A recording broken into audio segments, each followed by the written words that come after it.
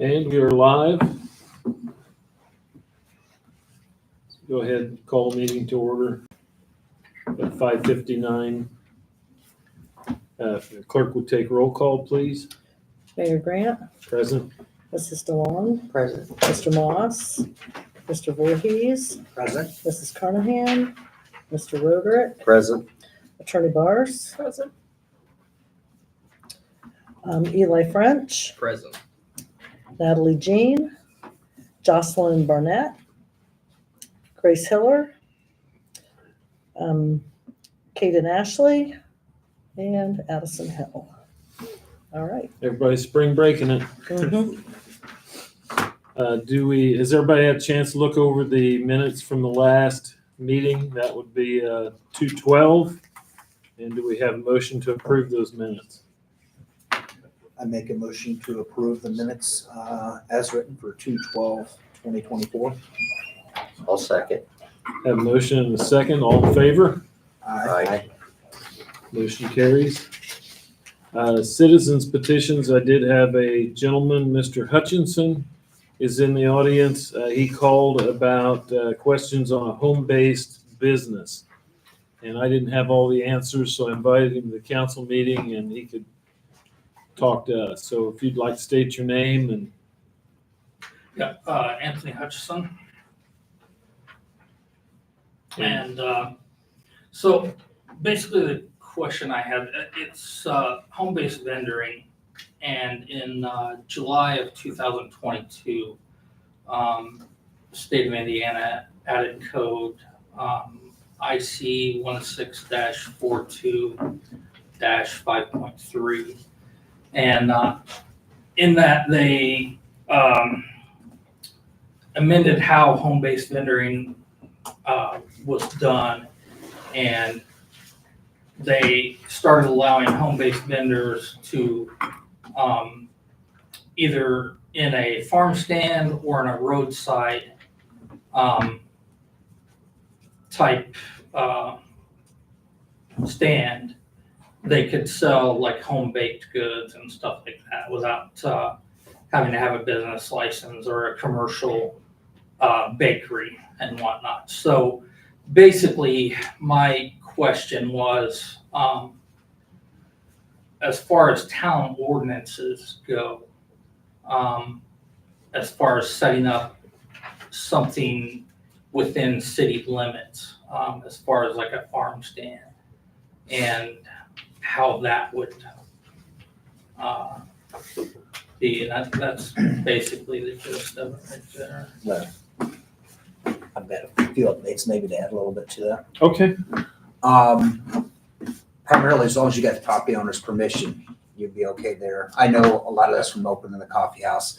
You do have to go through the health department. There's a permit Right. process for them, and then just have approval from them and then the property owner. Like we've had people come through and set up in our parking lot, things along those lines, and it's just for health. I don't think we have any ordinances specifying one thing or another. We've opened up the parking lot over here where the old hotel was for a space for vendors, so things Okay. like that. But welcome all, and then hopefully soon we'll have a marketplace that maybe you could grab you a spot down there too. And Yeah. but no, it's you don't necessarily have to have a formal LLC set up or Right. anything like that. Okay, great. It's not very restrictive when you're doing that. But when you're doing that, you could sell to customers, all those things like that. But you can't sell to commercial. Like we can't sell them out of the coffee house, Right. or something like that, or to the store. But Okay, great. I guess I'd want to know where would you want to set it up at when you say home-based? You wouldn't want to set it up where you live or anything, right? Well, currently I reside in an apartment, and complex rules you can't. Okay, I just want to make sure, because you would have to be zoned for business if Right, you're just going right. to set up somewhere. Right. yeah, I guess permanent wise, you would definitely. Right. As far as you're talking like a brick and mortar type situation, correct? Or Yeah, if No, you not want to sell out of necessarily. your house, you directly out of your house or your apartment in your case. I don't think that we require that. No, they don't. No, there's no requirement where they have to have a business. I mean, for example, there's many people around here that do bakeries and donuts and things like that, but they don't have to be. seen No, as a I was business. meaning more like just going out and setting up in front of your place, like on the street or something like that. Actually, they could, I was told by the health department, everybody else, that they could set up in front of my coffee house and sell to all my customers, but I can't bring them in and sell it out of my But place. you're- This isn't, you're a business Right. zoned. Right, He'd be zoned residential if he was trying to sell out on the street. That's what I'm saying. right.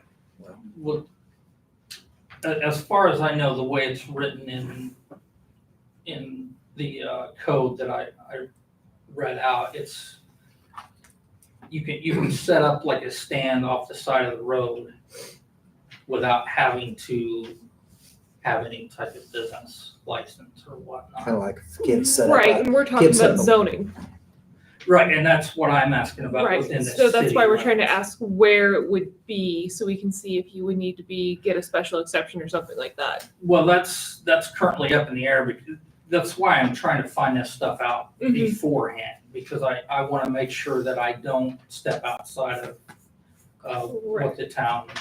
And you do see that we do have places available where you could set up. That's what we were telling you, but I don't know that you could set up right in front of your house or anything like that. I think you would need a special exception for that, which is why we would need to know more permanently where you would be set up, unless it was just gonna be downtown somewhere that was already zoned commercial. But if it was gonna be like in front of a residence, I think you would need a special exception for that. Yeah, it's not planned to be in front of the residence, because like I said, I live in an apartment complex and they wouldn't allow that anyway.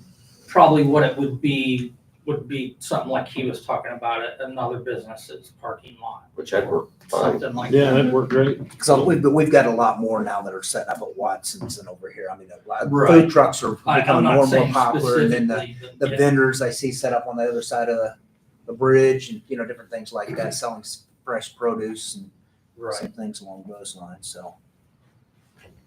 Okay. Does that kind Yeah, of I answer mean, your that- questions that- for now? Answers my question.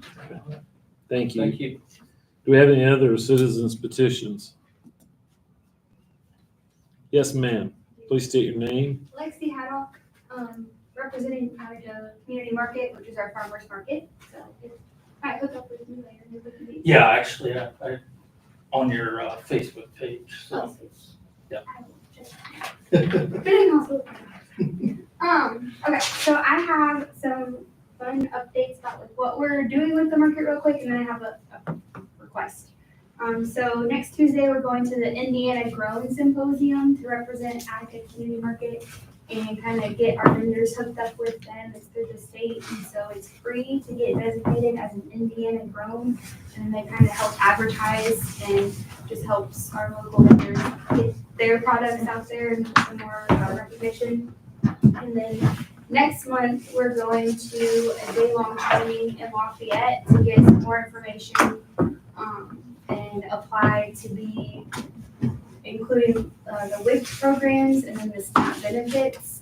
We're trying to get those included in our market. There's not one in our area other than like Lafayette that you can use your benefits at a farmer's market. So just giving people that have those benefits better options, more fresh local food so that they can have that available. And then we are changing the market back to Saturday this year because we've had so many suggestions and requests to change back to a Saturday. We tried Thursday, which worked well in some cases and not so great in others. So we're switching back to a Saturday for this year to see if that gets more vendors and more kind of customers for them, to see if that works better. But we're only gonna do the first and third Saturdays. So we have so many people that on Saturday we're going to other markets that we're kind of trying to do just the first and third to see if we can get them to come to our two, and then they can go to another market on the other two. So see how that goes and hopefully get some more vendors this year. And then my request portion is we are hoping to possibly set up in the street in front of that same block that we always do all the Main Street events in front of the community Christmas tree lot. So just that South Gary block, in between Mill and Main, just set up in the actual street and from 9 a.m. to noon on those Saturdays. Hopefully would help get business into the businesses that are right there, like Jake and Lisa and everybody, all kind of like piggybacked off of the themes we chose. And so hopefully that kind of gives them some more business on Saturday, piggybacking on the themes and kind of working together. And then pinball doesn't open until 2, so he would still have his parking. So he would still have all the parking in front of Lisa's, like Pizza King parking lot, parking lot across from Jake's. It keeps all the parking and adds the Pizza King parking lot back in as a parking spot, but then keeps it downtown and more visible when people are going on the main highway off of Jackson, so they can drive by and see that it's going on. So that is my request, is to have it actually in the street, kind of like Lafayette has theirs this year. Would you take care of, if we had the barricades up there, would you take care of moving them in and out to open and close the street? Yes. So we didn't, okay. I don't see a problem with it. It's no problem. Sounds like you're good to go. Cool. Thank you. Thank you. Committee reports. The only one I have is the zoning committee, and I'll go ahead and turn that over to Attorney Bars. Okie dokie. So we had an APC meeting in February to hear a rezoning request from Stone Cut Properties. Hello. And the request is to convert a parcel south of Odles from A1 to B2. It received a favorable recommendation. And so I have that ordinance here, whether you want to grant that rezoning or not. Does anybody have questions for me about the legal process or to the owners of the property about what's going on the property?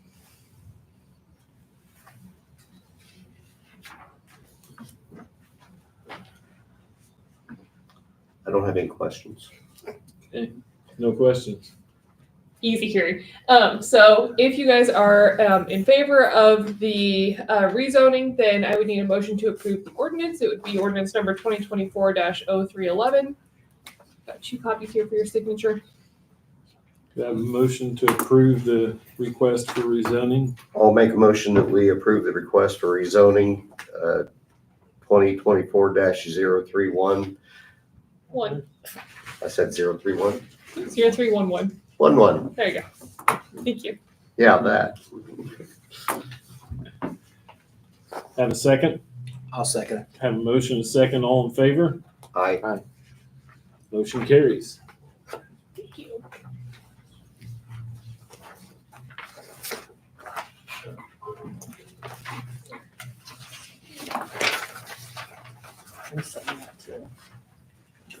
Thank you guys. thank you. Thanks. Larry Deputy Grant.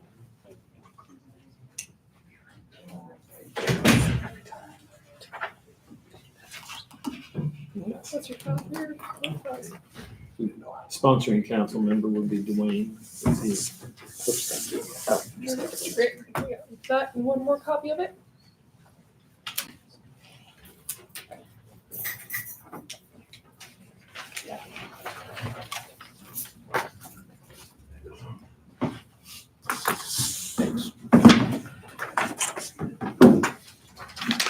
And one more copy, Dwayne. Somebody's for you. Yes. Okay, you're recorded.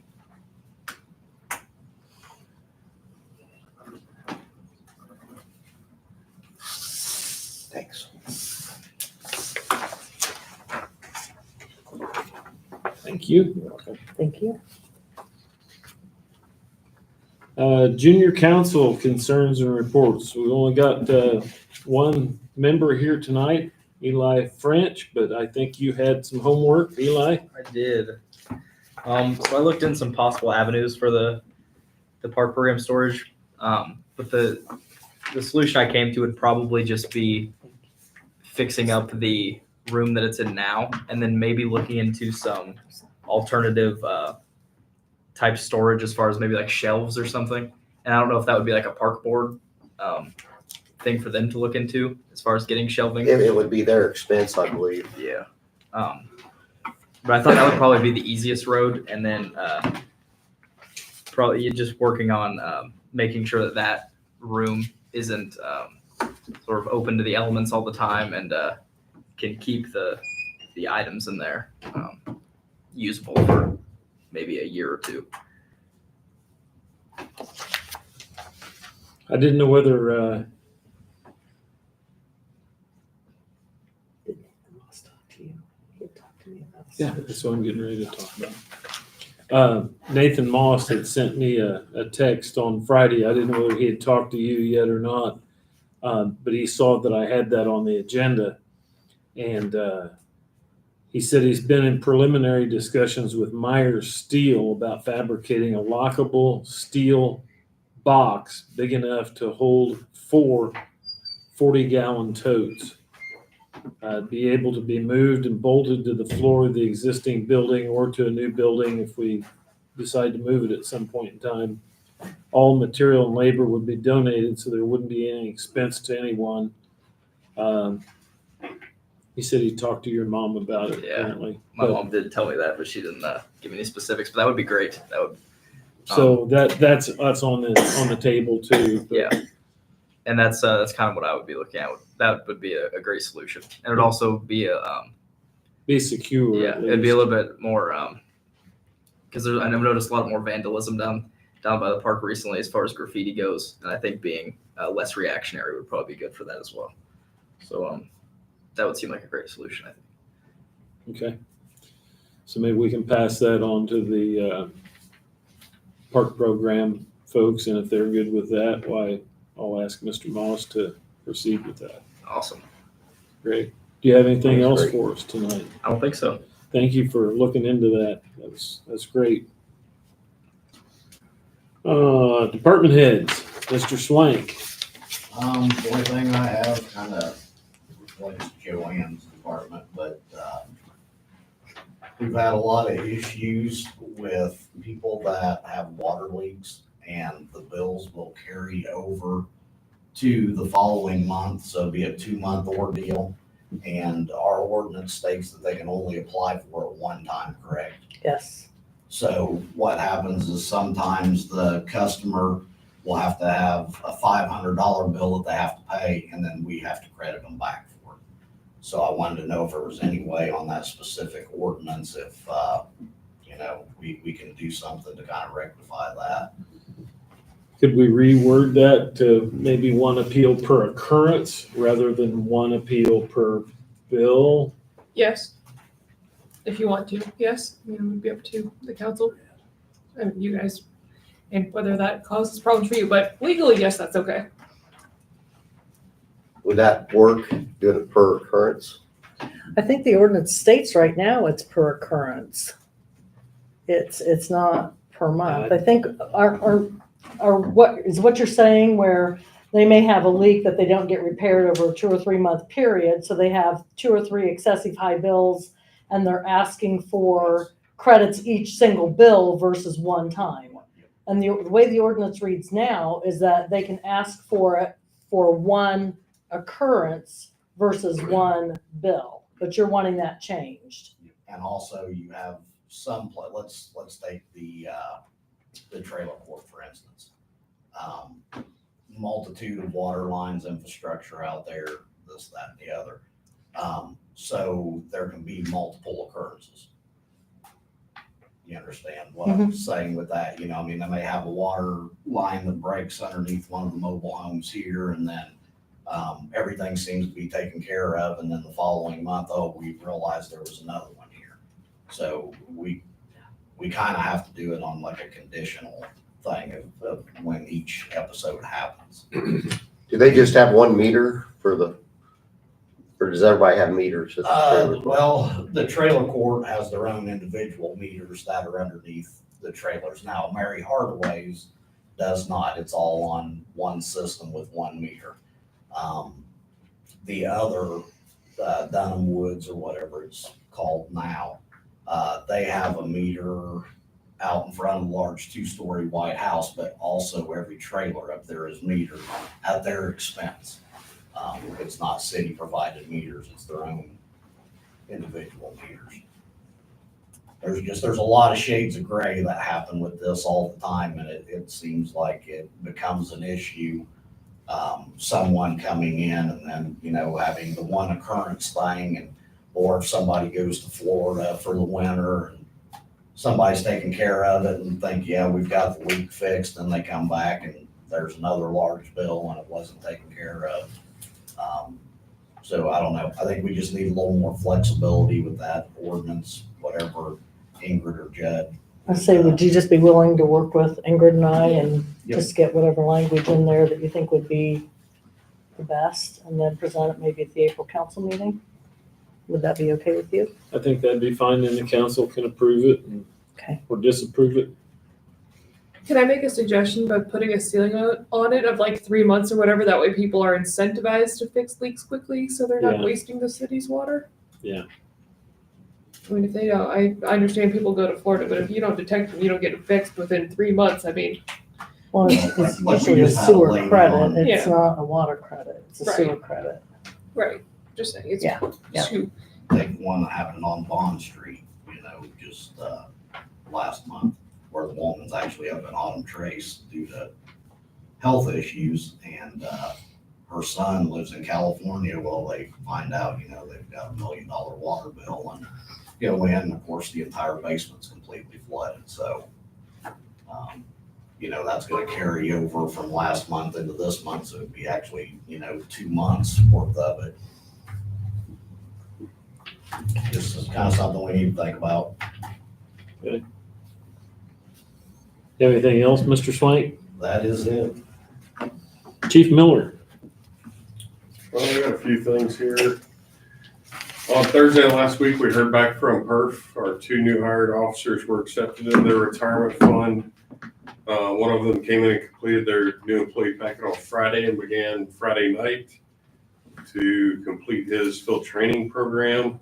Pushed the second officer back until the end of April. Once that first officer completes his field training program, the second officer will come on board to begin his field training program. The next things, the utility clerk is currently preparing me a running water ordinance or list, and I will be sending out notices to evict the property between 5 and 15 days from the time we deliver those for all properties in the city that don't have running water. So that will be coming down the pipeline here next week. Trash and rubbish notices of violation will be going out this week. Trying to split those up this year to where we're gonna get on top of the trash and rubbish stuff at the beginning of the year, so that here in about 2-3 weeks, when the tall grass and weeds start to take effect, then we're working on tall grass and weeds and not trash and rubbish, kind of splitting those up this year a little bit. Wrote multiple ordinance violations last week for pigs. After a 35-minute ordeal of getting a potbelly pig running down Baxter Street back in a house. Please notify your constituents that if there is a livestock animal that's not covered in the ordinance, they must come to, it's more for the live feed, that they must come to the city council and get an exemption, either granted or denied. But I'm learning of more and more potbelly pigs in the city than we ever thought we had. And I'm not going to be a part of TikTok of me chasing pigs down. You hope. Yeah. And Baldwin Claw's contract does not cover the removal of pigs, only dogs and cats. We also cracked down last week and notified multiple individuals that they had 10 days to get their roosters outside of the city, or they would also receive a $250 ordinance violation. So we're working on the livestock end of ordinances as well.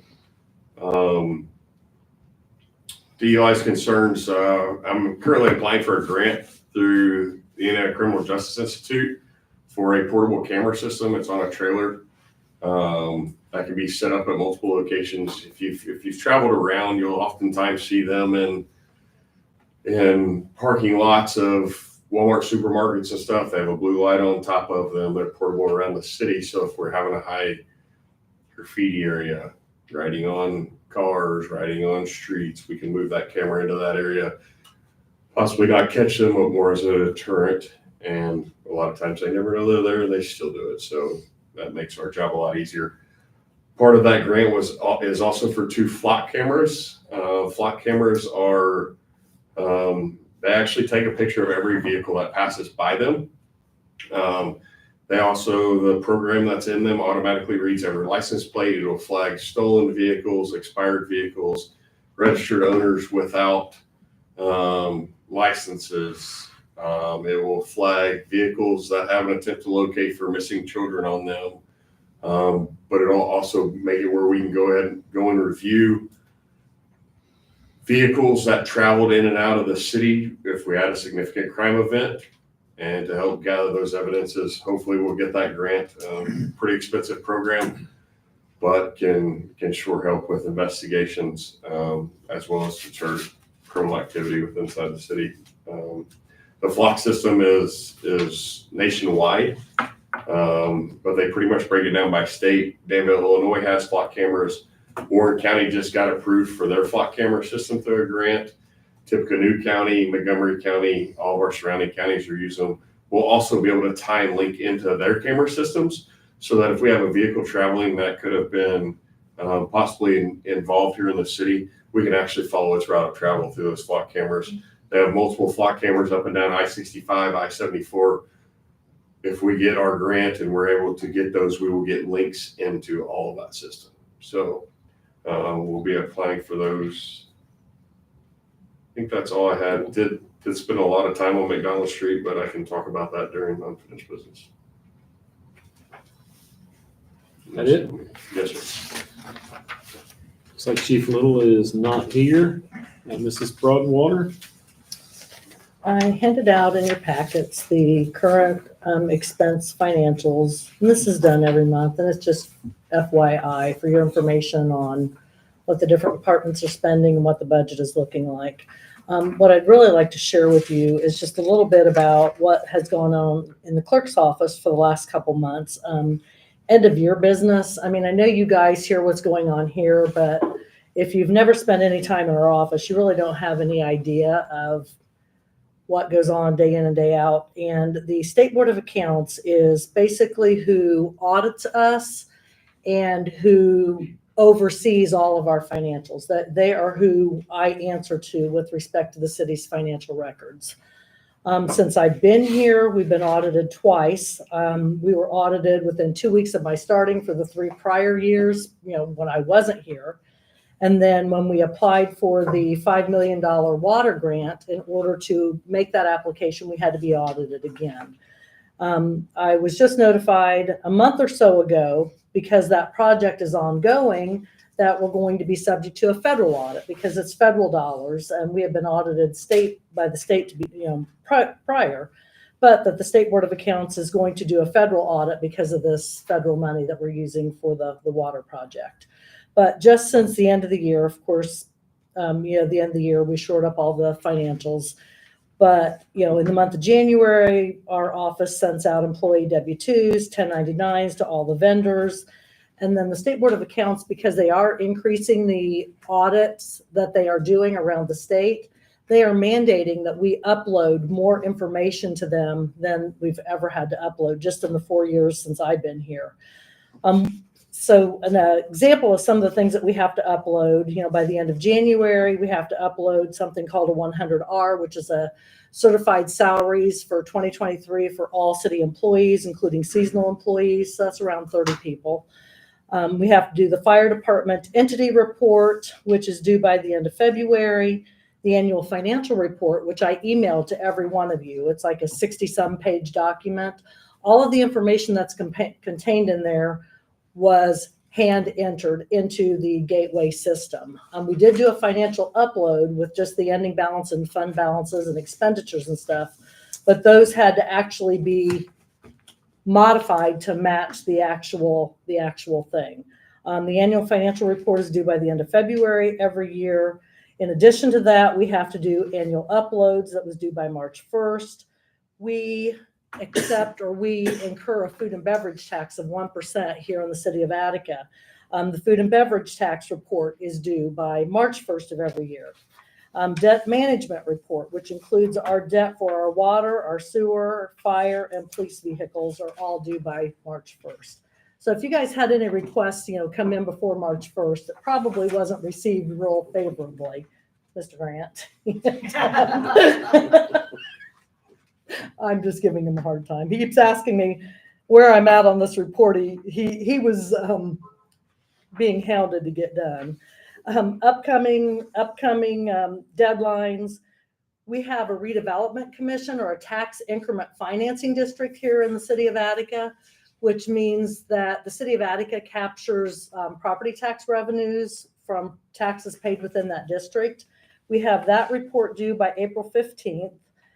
We have the funds that we've received, the $768,000 in American Rescue Plan funds. We have to do a report due by April 30th on our expenditures for that every year. And then we also have a water quality report that's due by the end of June each year. And then we get into July and we start budget season. So this is just going to give you a little bit of an idea of the increased reporting requirements that our office is responsible for to make sure that the city is in compliance with all the state requirements. An update on the ordinance codification. You guys have been asking me for a few years, where that process was and when the ordinances were going to be updated online. I sent all that information to the company that was contracted with before I started. They have all the ordinances they're going through. It was sent to them the 1st of January. They are in the process of going through all those and making any modifications to the online portal or access to those ordinances. However, in the meantime, I go into the city's website and under council, under minutes by year, I have uploaded every single ordinance from 2020 through current based on what year. Now it's a zip file. You can search it.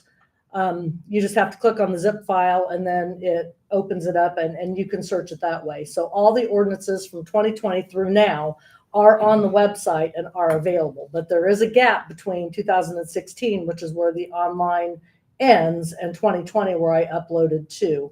However, as soon as the code publishing gets those finished, then they will be completely up to date. I also send any ordinances signed at the council meeting to code publishing, right after the meeting so that they'll be able to incorporate those, as quickly as possible into the online database. And I think that's all I have. Unless there's any questions. Mayor, before we go on to the next, have you received any update from WIGA on the farmer's market update? I know we were delayed for the compaction stuff, but it's done. So they have a timeline that they need to start. They need to break some ground. I spoke with Rod today and I asked him to come and approach the council at next month's meeting. They can't do anything until they own the property. So that's kind of where we're at. We haven't moved that over to them yet. And the reason being was the compaction and all that.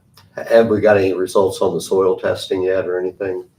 I believe that we're clear on that. That's good. Yeah. I believe Judd is still waiting on a recommendation from IDEM as to how they're going to issue a resolution to it. But I think the test results were favorable. Good. That's good. That's Yeah. really We just good. don't have the formal I was close worried out about yet. that. Yeah.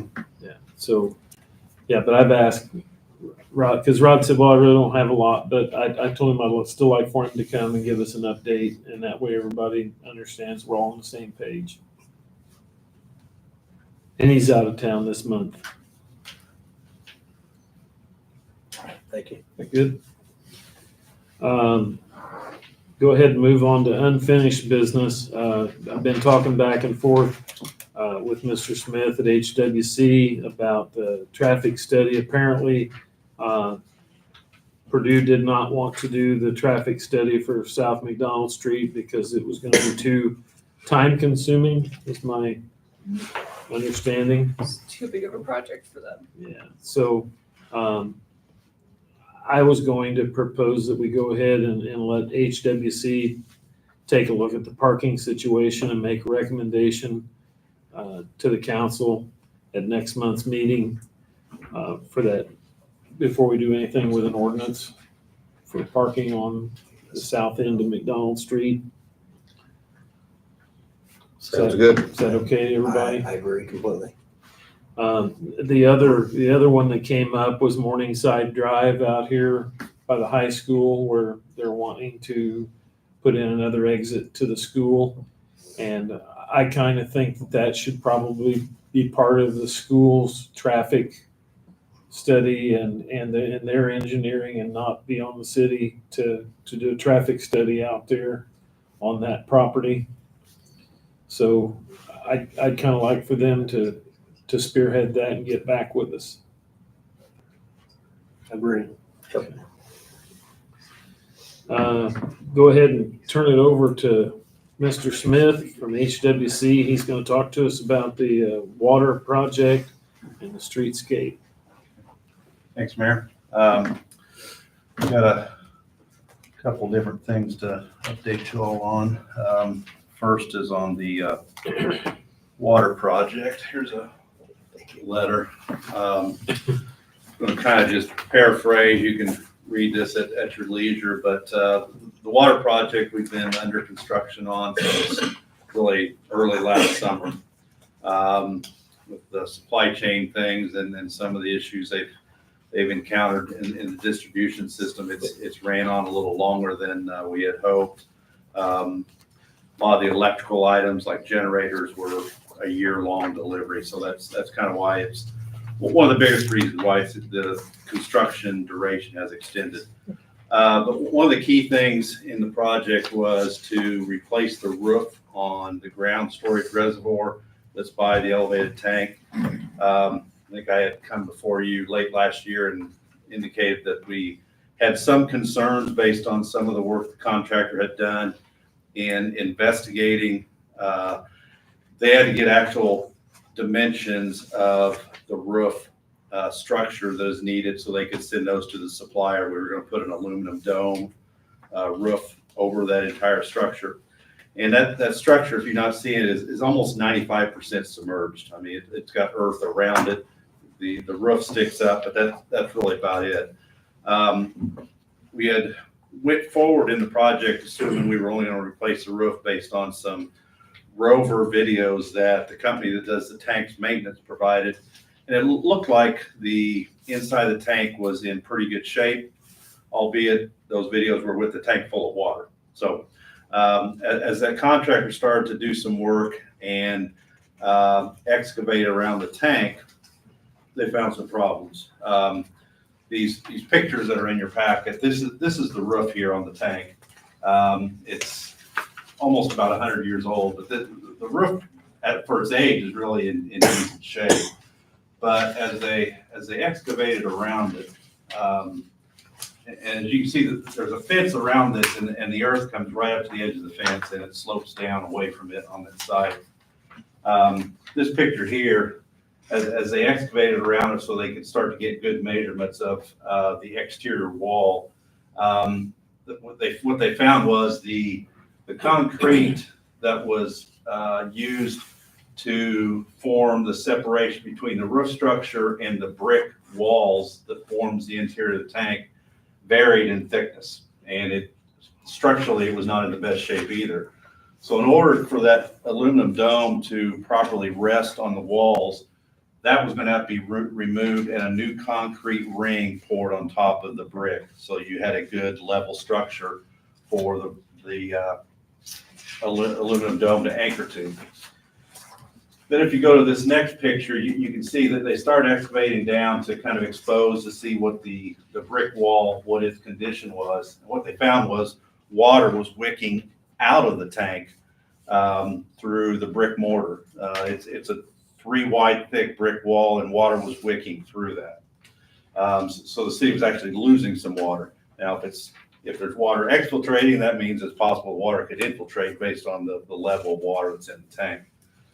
So that led us to believe that the interior of the tank may not be as structurally sound as what we'd hoped. So that led us to drain the tank and do some further investigation. And as you can see from this tank, or this picture here, this is actually from the inside of the tank. And this is what the tank pretty well drained. Eric, what was there, a couple feet left? Yep. So you can see that there's a support structure for the roof, and then the walls appear to have a black and yellow collage type pattern on it. What that is there was a membrane that was applied to the brick wall, and that membrane was failing. So that was allowing water to get straight to the brick, which was then allowing it to exfiltrate the wall. So in order for the tank to remain in service and service the system, over the next at least 20 years, that's the service life we like to look at for utilities. But ideally for a structure like that, you'd like to go beyond 20 years.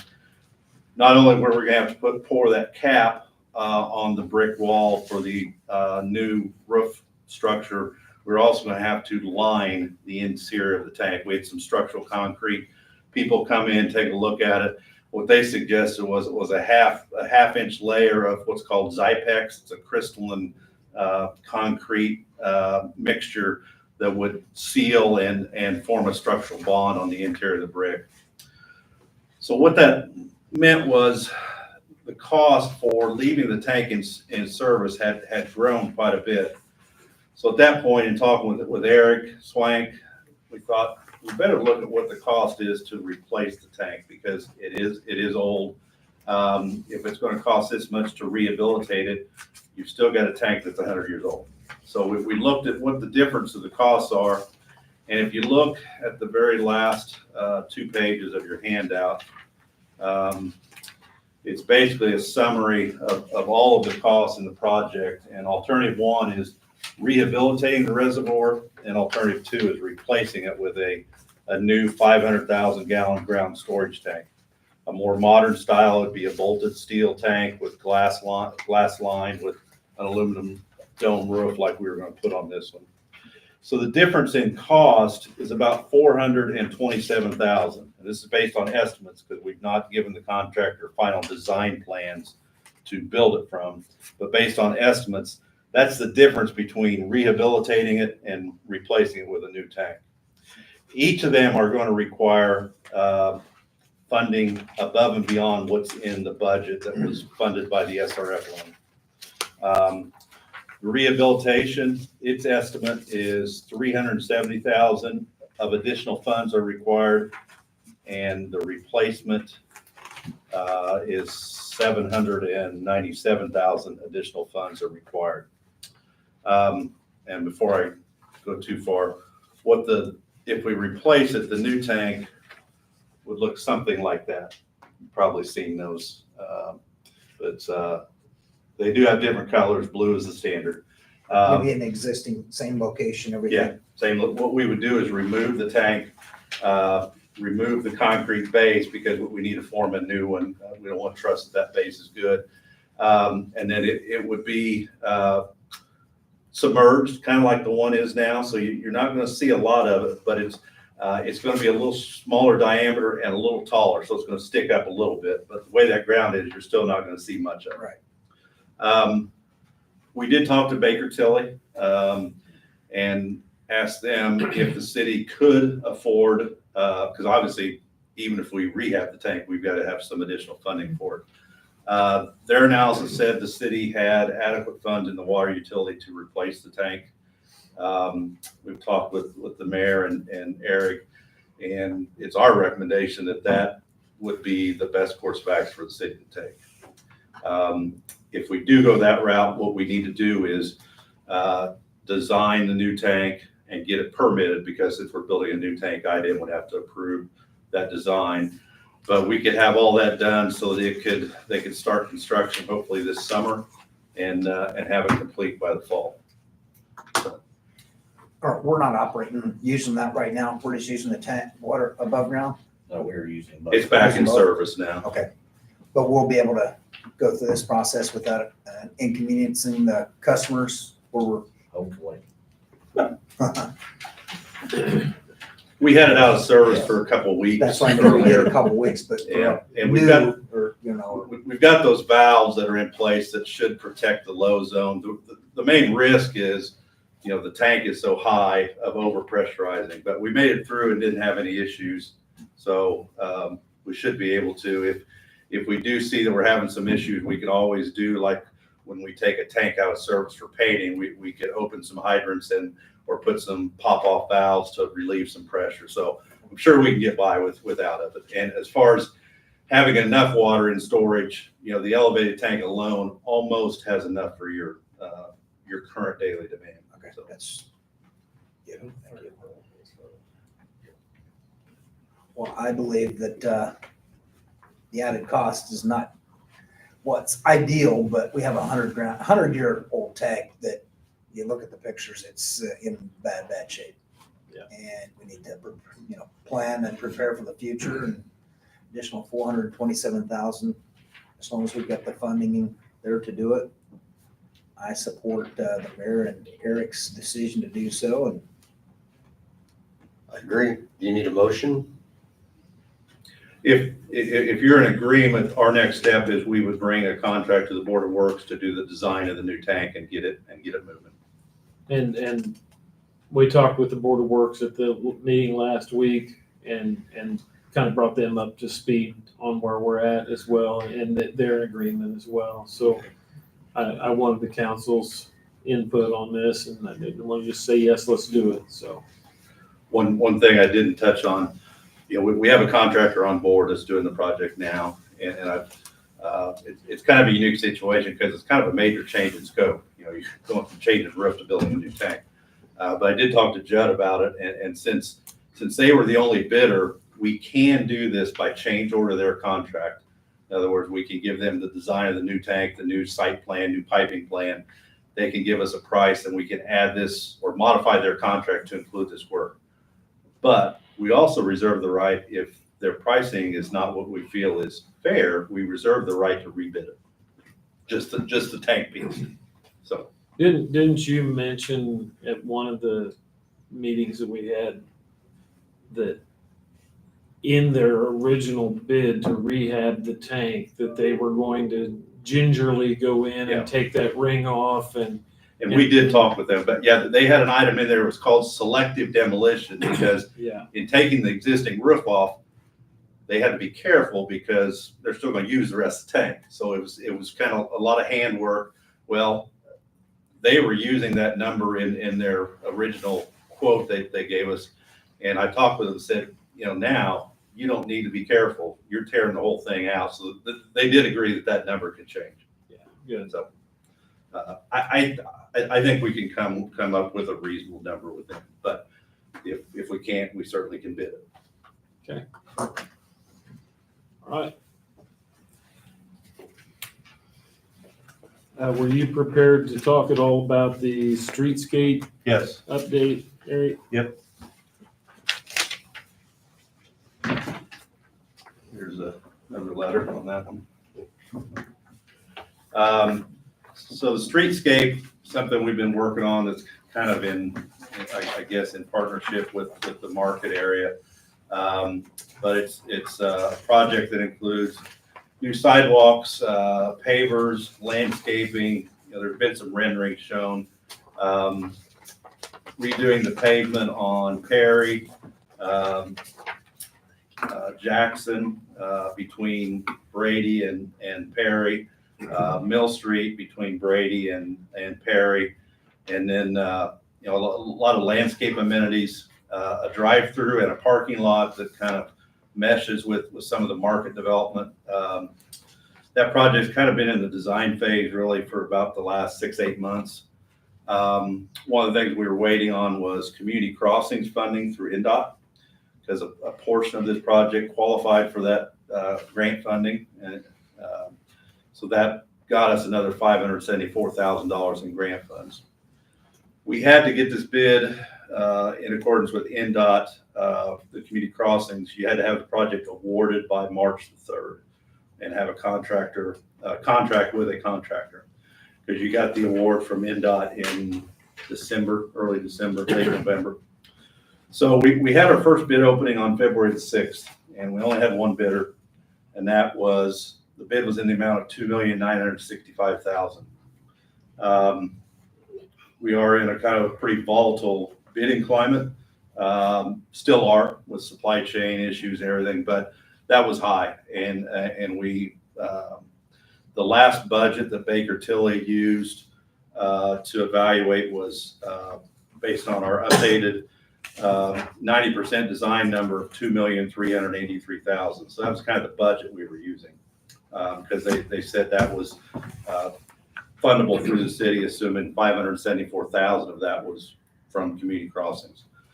So we recommended the board that we rebid that because we thought we could get more bids.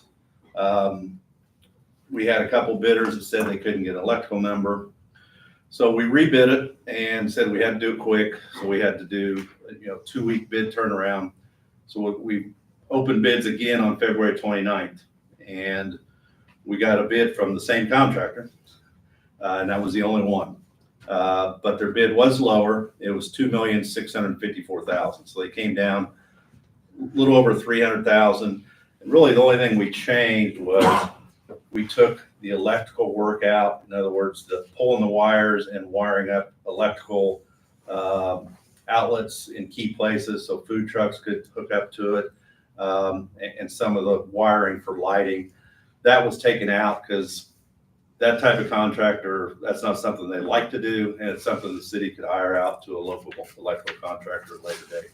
So that was the only real change we made. So in looking at their bid, we found a few items that could really save quite a bit of money and really not affect the integrity of the job. There was a limestone seat wall and base, and then steel benches and planters. If we eliminated those, that saved right at $200,000. So that was kind of an easy thing to look at, as well as they had a pretty high cost for planting soil at $100,000. So if we, and the city could buy that separately at a lot cheaper rate. So with those 3 items, we could get the project within the budget that Baker Tilly had said was fundable through the city. When I talked to Baker Tilly, they actually said, we probably could go higher than that, but I always like to go into a project with some contingency because you never know what may happen. Those things that we're looking at taking out can always be added back in if we end up, with an underrun. So the Board of Works awarded the project with the intent of taking those items out and working with the budget we have. The notice to proceed will likely be issued in April. We would like to have some sort of decision on the soil, because that all is in one close work area. So we'd like to have a decision on that. So we should be able to get them going in April, hopefully. And this work would then be, we've required the contractor to be complete on October the 4th. So it's kind of an update on where that stands. Questions? I don't think so. Thank you very much for the updates.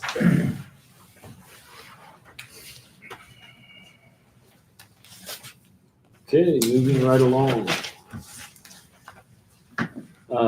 I still have on the unfinished business here, sale of vacant city-owned lots for new housing. Mr. Kemple, who's out in the audience, was kind enough to send me a spreadsheet with some suggestions. And I have honestly not been able to get through those yet and decide which ones that we want to put on the market and which ones that we don't at this point in time. If anybody, I don't know whether, did you guys get that as well? Did you get that spreadsheet? Yes, I did get it. If you've got input on that, I'd be happy to take that. The other item is the Attica Connect smartphone app is now live. There's some sheets laying on the table here with a QR code. If you've got a smartphone, you can scan the QR code and put the Attica Connect app on your smartphone. That'll connect you to push notifications and all sorts of things available to the city from the city website, as well as the app. So that's up and running. Lexi was kind enough to send me a list of things, and I'm gonna talk to you about that when we get done. So, thank you. Does anybody have any other unfinished business that they need to bring up before we get to new business? Mayor Grant. Yes, Gonna sir. go with the city lots. Tiffany County had a expo a couple of weekends ago at the fairgrounds, which is builders and remodeling. I spoke with a couple of the developers up there. And one of them is Majestic, which they are interested in some lots in the city. Good. And also the developer that's building the new subdivision up in Fowler. They was, and then I know Cody Acres is interested also because up in Pine Village, 2 lots, and that's what I kind of based that upon when I looked at them, was this is what size those lots was. And those is 2 houses that he built and then up turn around and sell for $220,000 up in Pine Village. So, Yeah. you know, with that, there are people out of Tippecanoe County that will come down here and build on these lots. But we have to kind of promote it and reach out to them. And the 2 that I spoke with, they was very, Great. so. Well, thank you, Mr. Kemple. Appreciate you taking the time to send the list to us. I'm gonna get into new business here, but I'm gonna jostle it up just a little bit here. Community Action is here, and they'd like to talk about utilities for the new units that they're gonna be building and try to save you a little bit of time here since I had you last on the agenda. My name is Robin Curry. I'm the Executive Director for the Capital Western Indiana. We are planning to apply for a grant through the Indiana Housing and Community Development Authority, IHCDA. They're called home grants. And that would be to build 5 duplexes, 3 behind the Old Wheeler Restaurant on Avenue 5, is that correct? Yeah. And then 2 on 604 East Summit. They will all be 2-bedroom units. And as a part of this grant, we are required to obtain an in-kind match of 25% from various sources. And so we are asking for the city of Attica to donate water and sewer tap fees to help us with that match requirement. I didn't know whether we had done that on previous I can't projects remember. or not. No, we didn't. No. Is that something that there's an appetite to do to get these? So this is just for the tap tap fees? tap fees? Yeah. Is that $800, $850? They're just wanting the tap fees waived. Yeah. Because I mean, both of them are probably going to be in areas where there's going to be a considerable amount of street repair. So like on the sewer side of it, it would probably be above and beyond what our regular fee would be. And I don't know, however you guys feel about it, we've got a lot going on, and they'll be fairly time consuming.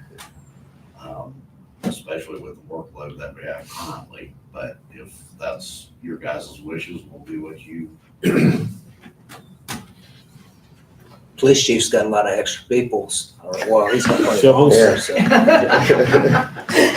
so. I'm just saying on down days, I mean. I'm too short. I think we need to do what we can do to promote, and, you know, we've got some great housing coming in, but we need to get the housing for, that are at the income threshold that others can afford around here. Because those homes, the new home development out there that Harris is doing for Shepherd's Landing, I mean, that's gonna be $250,000 to $450,000. We've gotta promote and get as much housing as we can, I think. And I know street repair and all that other stuff, but even if we have to get Eric more help or something, because you know they are busy. He's having trouble finding help though, because Yeah. he's got an opening now the way it is, and he has to be able to find someone. We won't get into that. No wage seems to be. I know that problem, yeah. Yes. That's a constant challenge we all deal with. So is the consensus that we go ahead and waive the tap fees? And it is community action, right? Right, yes. This is very different than us doing something like Right. that or Shepherd's Landing or something, you know. Right, That's what I was right. wanting to This is avoid. for community Yes, right. action. This It's is not- very, very different. It's than not that. for a private. Right. I'm fine with waiving them. I support it. Rhonda? I do. Looks like you're good to go. You have to be patient with us too, though. Yeah. It may take a little while. Needs to be a motion. Okay, do we have a motion? I'll make that motion. We have a to Waive second? the tap fees. I'll second. A motion, a second, all in favor? Aye. There we go. Thank you, attorney. I do need your signature. Do you want me, I can just wait till the end of the meeting to obtain that. That's fine. Okay. Other new business, Attica Pool Task Force formation.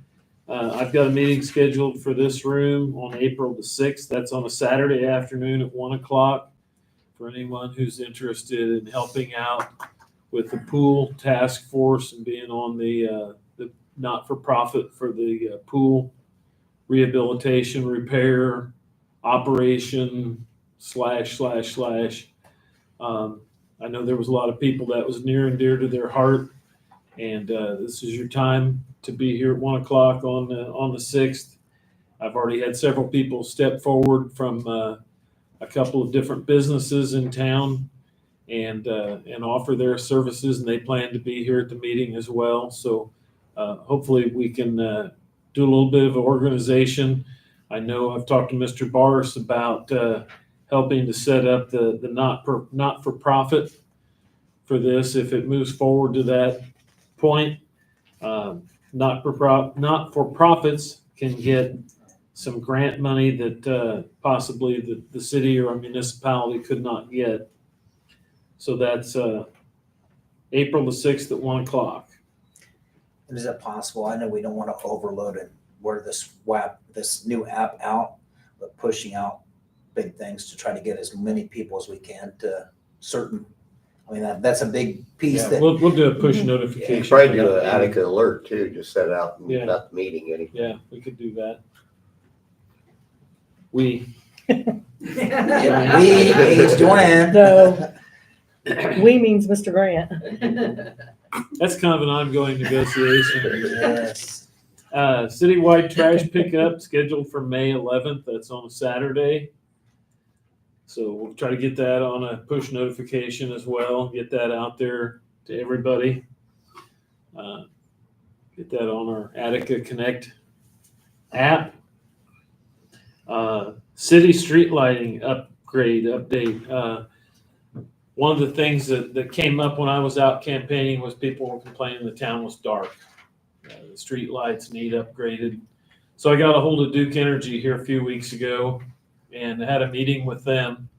And I was very pleasantly surprised that right now we're paying roughly $3,000 a month total for street lighting in town, and those are residential areas. That's not like the ones downtown. But there's 246 street lights in town. They'd be willing to come in and change those out to white LED lighting. So to be a lot brighter, be a lot safer for the citizens. They'll do that free of charge and cut our bill to $1,600 a Great. month to boot. Well, that's So I thought that was just I said, sign me up. I said, Yeah. where I can't sign quick enough. And on top of that, they're going to give us $8,000 in rebates. Cool. So it was a win-win-win that I walked out of here walking on a cloud that day after meeting with them. just But, that much more energy efficient, probably, right? well, it's energy efficient, and that's where the savings comes to us. But a lot of it was their maintenance costs drop way off because right now they're paying a fortune to maintain the existing lights. So they said probably in mid to late April, you'll start seeing some trucks rolling through town, and they'll be taking inventories of the lights and which ones they need. By midsummer, they will have them all changed out. So they'll bring in a crew and change them all out during that time. So yeah, I was tickled to death over that one. That's good news. Yeah, I thought so. I think that's all I have. Does anybody else have anything? Miscellaneous business? Okay, our next meeting is scheduled for Monday, April the 8th. Right here, same time, same place. And we have a motion to adjourn. I'll make a motion to adjourn. I'll second. A motion second, all in favor? Aye. We're adjourned. Thank you, everybody. Thank you.